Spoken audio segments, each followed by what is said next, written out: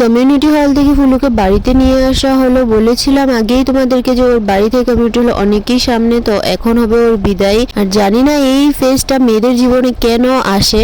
তোমাদের মধ্যে হয়তো কেউ কেউ এখন এটা বলবে যে এটা তো জীবনের রীত, এটা তো হবে। আমিও জানি এটা রীত আর এটা হবে, বাট মেয়েদের সাথেই কেন এরকম হয় আমি সেটাই ভাবছি। মেয়েদের হয়তো সহনশীলতা অনেকই বেশি, তার জন্য মেয়েদেরকে এত কষ্টের মধ্যে দিয়ে যেতে হয়। আন্টি প্রথমে ওদের দুজনকে আশীর্বাদ করলো, এরপরে দিদিভাই করলো। আর দিদিভাই আশীর্বাদ করে যে কথাটা বলেছে না, কি বলবো গাইজ, আমার একদম মন ছুঁয়ে গেছে। আমি এডিটিং এর সময় পর্যন্ত মানে কেঁদে ফেলেছিলাম এই কথাটা শুনে।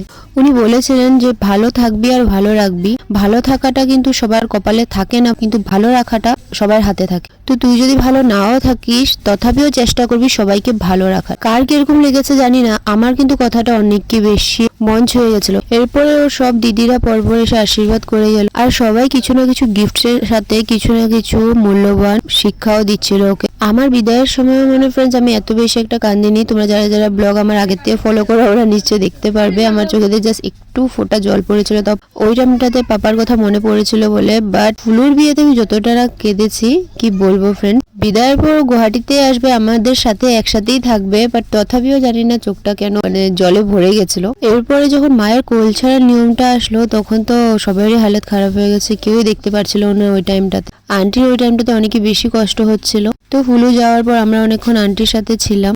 এরপরে বাইরে গিয়ে ফুলুর বিদায়ের বাকি রিচুয়ালটা পুরো করলাম। বেচারি এত টাকা দিয়ে মেকআপ করেছিল, কাঁদতে কাঁদতে সবগুলো ধুয়ে মুছে গেল। এটা আর একটা কারণ যে আমি কান্দিনি, কেননা আমি আমার মেকআপ নিজে করেছিলাম বিদায়ের দিনে, আর আমি চাই না আমার এত টাকার লস হোক।